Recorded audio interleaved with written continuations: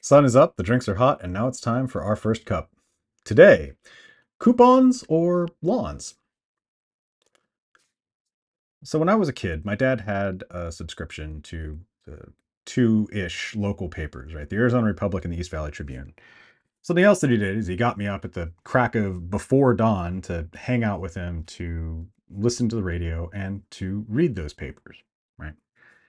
Sundays were a particularly uh, interesting experience, though, for young me, right? Because Sundays, like, you'd hear the whoomp, of the paper hitting the carport like any other day, but on Sunday it was like a whoomp, right?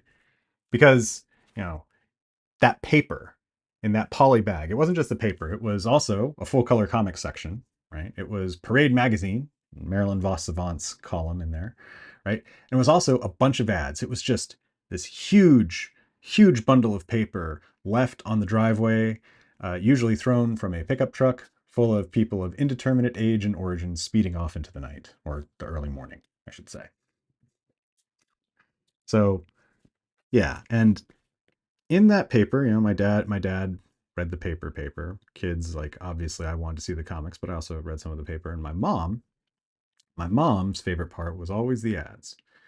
She never really was a person who wanted to read the paper, but she would go for the ads, right? And when she did that, she would often go to, like, the grocery store circulars and she would clip coupons.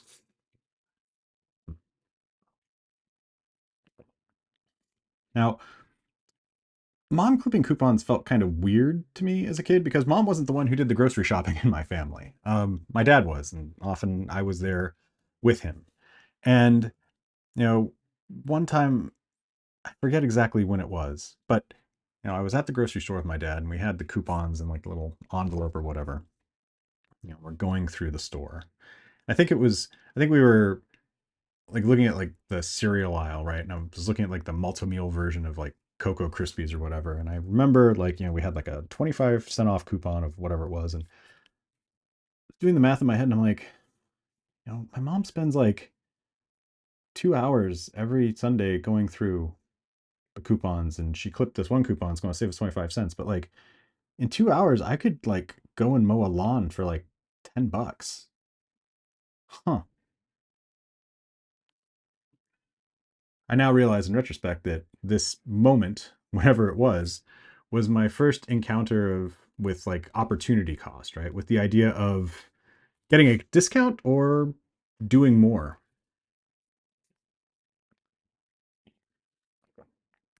And as I've gotten older, I've seen a little bit more insidiousness in coupons, right? Um, because coupons they're brought to you, right? Like, they showed up, like, literally got thrown onto the carport at my house every Sunday, right? Now we don't get papers; we get, push notifications and whatever on our phones, or we get emails, or we get whatever. But they just show up, and there they are, and, like, oh, look, you can save money, but you got to spend money the way that we want you to. You got to do this thing that we're asking you to. You got to play our game to get money, or the whatever it is, right? And yet we spend time and attention on these things.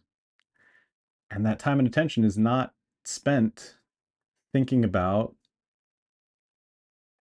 what else we could be doing, how else we could be making maybe more than a quarter. Maybe we could be making $10. I mean, think about it, right? Like,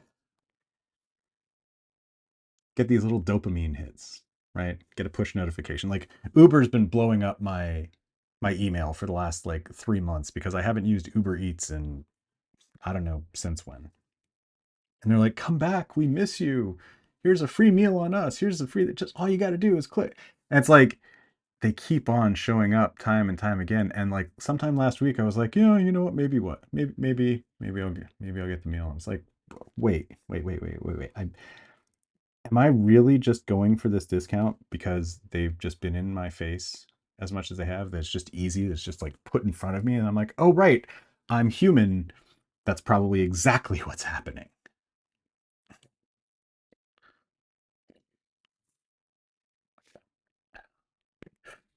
And that I think is the really insidious part of all of this, right? Is that it's just we get bombarded with these asks, right? And they can make us feel like we're doing something for ourselves because hey, $5 is $5, right? I mean, not today. Maybe when I was a kid, sure, $5 was something, but today, no.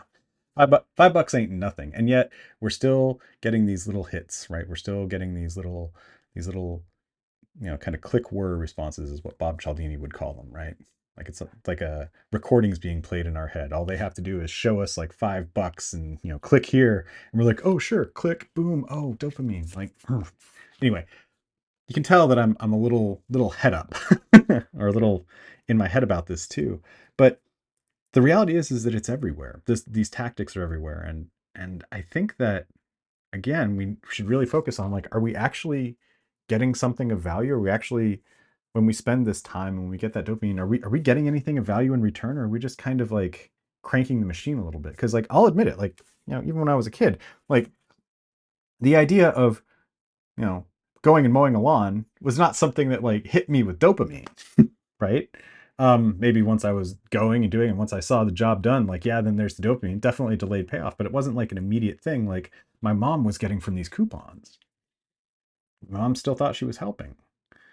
And I think we all feel like we're helping ourselves when we do stuff like this, but I don't know because I think fundamentally what you have to ask yourself if you're looking at a discount, understand that it might be kind of coaxing you into not doing more, right? In fact, when you see a discount, when you see a discount, ask yourself, am I cutting coupons or lawns? Hmm.